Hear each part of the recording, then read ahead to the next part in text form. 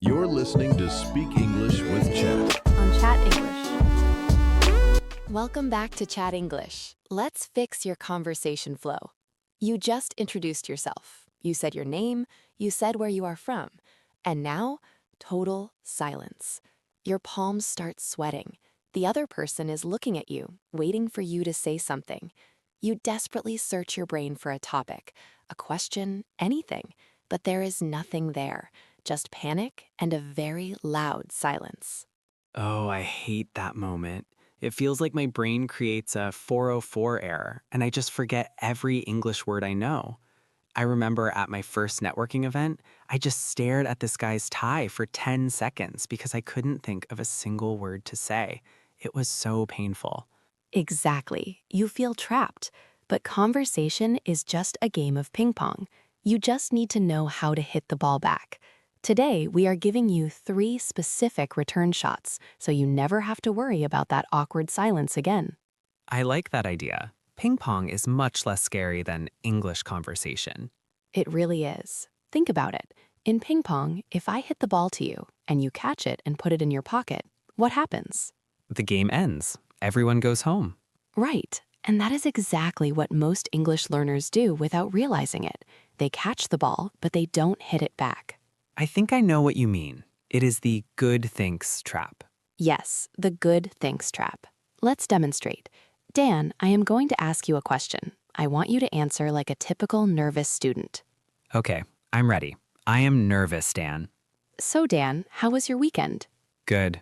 Did you do anything special? No. Okay. Well, nice weather today. Yes. Stop! Cut! That was terrible. It felt terrible. I felt the energy leaving the room. Exactly. Grammatically, your answers were perfect. Good, no, yes. Those are correct English words. But socially, you killed the conversation. I murdered it. You murdered it because you caught the ball and stopped. You didn't hit it back to me. So how do we fix this? We need a system. We love a system. We call it the AAA method, AAA.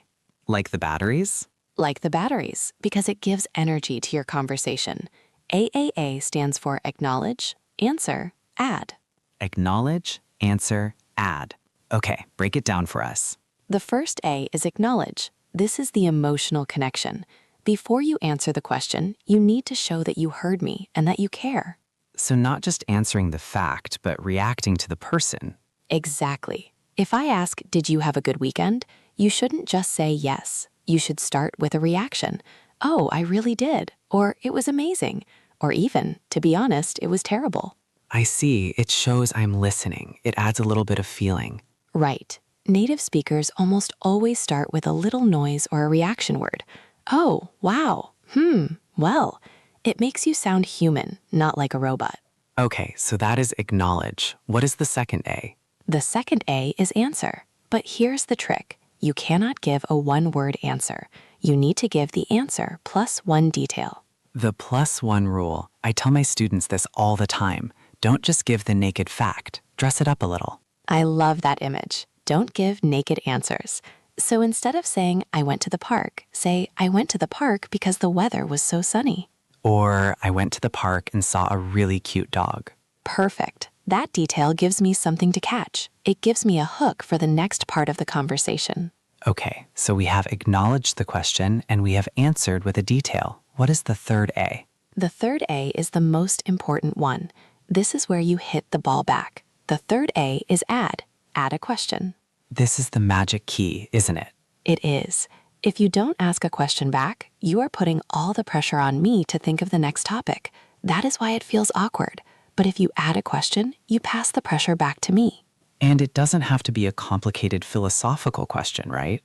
Not at all. It can be as simple as, and you? Or how about you? Or do you like parks? Okay, I think I get it. Acknowledge, answer, add. Can we try that conversation again? Let's do it. I will ask the same question. You use the AAA method. I am ready. So Dan, how was your weekend? Oh, it was actually really relaxing. Acknowledge. I finally caught up on that Netflix series everyone is talking about. Have you seen it? Add. Oh, I haven't seen it yet. Acknowledge. I was too busy working on my garden. Answer. Do you have a garden? Add. I wish. Acknowledge. I live in a tiny apartment, so I just have one sad little cactus. Answer. What are you growing? Add. It feels completely different. It flows. I don't have to panic about what to say next because I am just reacting to you. Exactly. We are playing ping pong. The ball never drops. You know, the add part is really useful because it creates a bridge. When I asked, have you seen it? I built a bridge to you. That is a beautiful way to put it. You are building bridges. Now, I want our listeners to try this. We are going to do a pause and reply practice. Oh, I love these. This is where the real work happens. I'm going to ask you a question. I want you to reply out loud using the triple A method. Acknowledge the question, answer with a detail, and add a question back to me. Don't be shy. Say it to your phone, say it to your steering wheel, say it to your cat. The cat won't judge you. Ready? Here's the situation. We are at a coffee shop. I'm a friend you haven't seen in a while. Here's the question. Hey, it's so good to see you. You look great.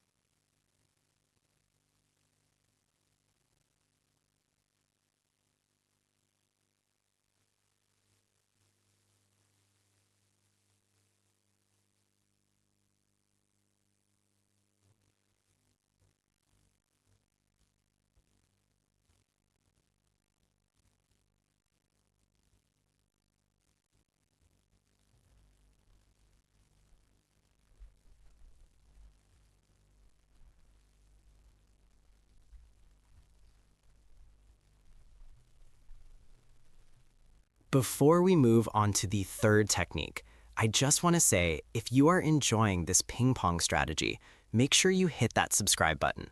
We are building a whole library of these conversation tools to help you feel confident in English, and we don't want you to miss the next match. Yes, join the team. Okay, Dan, we have the AAA serve for normal questions. We have the safe return mirror for difficult questions. But there's one more situation that terrifies people. Is it the dead end? It is the dead end. This is when the topic has run out of gas. Oh, I know this. You have been talking about the weather for 5 minutes. You have said it is hot 5 times. The conversation is dying. It is dying a slow, painful death. You need to switch the topic, but you don't want to be random. You can't just suddenly say, I like elephants. Please don't say, I like elephants in the middle of a weather conversation. So how do we change the topic smoothly? We use the pivot smash. The pivot smash sounds aggressive. It is powerful. A pivot is when you turn on one foot to change direction. In conversation, we use a bridge phrase to turn from the old topic to a new topic. What is the best phrase for this? My favorite is speaking of. Speaking of, I hear this all the time in movies. It is so useful. You take one tiny word from the current boring conversation and you use it to jump to a new, interesting topic. Can you show us how it works? Let's go back to your boring weather conversation. We are stuck talking about the heat. Okay. Man, it is really hot today. Yeah, it is scorching. Supposed to be hot tomorrow, too. Yeah. See, it is dead. Help me, Alice. Okay, watch this. Speaking of heat, have you planned your summer holiday yet? Oh, that was smooth. You took heat and pivoted to holiday. And now we are talking about holidays. That is a much better topic. Much better. I can talk about holidays for hours. You saved us. You can do this with almost anything.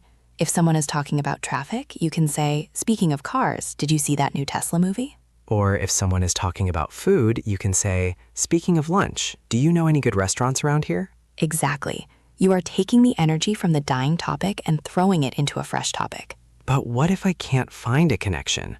What if we are talking about, I don't know, spreadsheets, and I want to talk about football? There is no connection there. That is tricky. If you can't use speaking of, you can use the magic phrase. That reminds me. That reminds me. But does it actually have to remind me?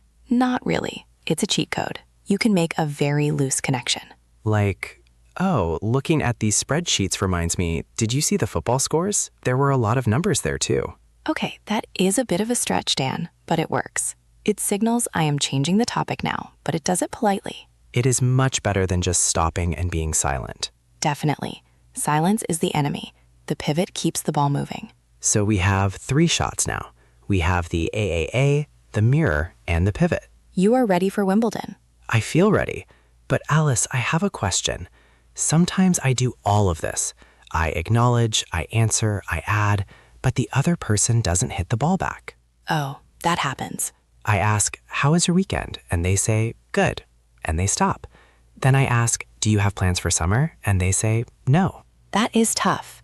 When that happens, it's not your fault. It isn't? No. Remember, ping pong takes 2 players. If you are serving beautiful shots and they are just letting the ball hit the floor, that's on them. That is actually really relieving to hear. I always think it is my English that is the problem. It is almost never your English. Sometimes people are shy. Sometimes they are tired. Sometimes they are just bad at conversation too. Maybe they haven't listened to this podcast yet. Probably. So if you try these 3 techniques, if you acknowledge, answer, add, if you mirror, if you pivot, and they still won't talk, you can relax. You did your job. You can walk away knowing you are a conversation pro. I love that. Control what you can control. Hit the ball back. Exactly. And speaking of hitting the ball back, I want to try one more advanced move with you. Oh, a bonus round? A bonus round. We talked about adding a question, but sometimes you don't want to ask a full question. You just want to keep the rhythm going fast. Like a volley? Yes. For this, we use tag questions. Tag questions. These are the little tails at the end of a sentence, right? Like, isn't it? Or don't you? Yes. They are amazing for creating agreement and flow. It is a beautiful day, isn't it? This coffee is great, isn't it? You are coming to the party, aren't you? These are great because they invite the other person to agree with you. It is like holding out your hand for a high five.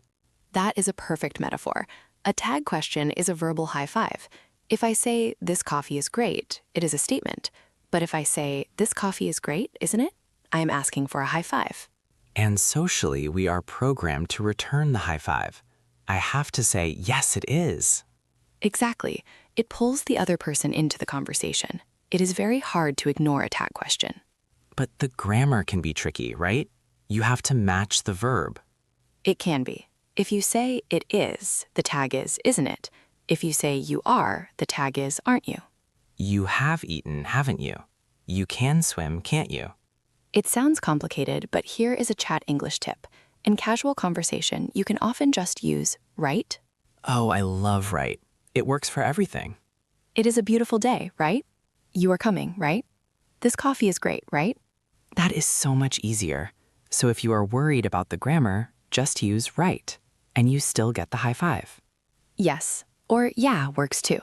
It is nice, yeah? It is nice, yeah? I hear that a lot in the UK. So that is your rapid fire weapon. Use tag questions or right to constantly check in with the other person. It keeps the energy up. Okay, let's review our game plan today. We started with the fear of silence. The 404 brain error. And we solved it with the AAA method. Acknowledge the emotion, answer with a detail, add a question. Then we looked at the mirror question for when you are confused. Just repeat the last words with a rising intonation. Perfect. And then we used the pivot smash to escape boring topics. Speaking of, or that reminds me. And finally, the verbal high five, the tag question. Right? Right? You know, when you break it down like this, conversation doesn't feel like a test anymore. It feels like a skill, like driving or cooking. That is what we want. We want you to stop worrying about being correct and start focusing on being connected. Connection over perfection. Always. Now, we want to play a little game of ping pong with you in the comments. Yes, let's see your skills. Here is the serve. I am going to make a statement. I want you to use the AAA method to reply in the comments. What is the statement? The statement is, I absolutely love spicy food. I put hot sauce on everything. Ooh, spicy food. Okay, so you need to acknowledge, wow, or crazy. Answer, I love it too, or I hate it. And then add a question back to Alice. Maybe ask me about my favorite hot sauce, or tell me about a spicy meal you had. Write your full reply in the comments. We read them all, and it is the best way to train your brain. It really is. Don't just listen. Play the game. And if you found this episode helpful, share it with a friend who needs a ping pong partner. Thank you so much for hanging out with us today. You are doing great. Keep practicing, keep hitting the ball back. And we will catch you in the next one. Bye, everyone. Bye.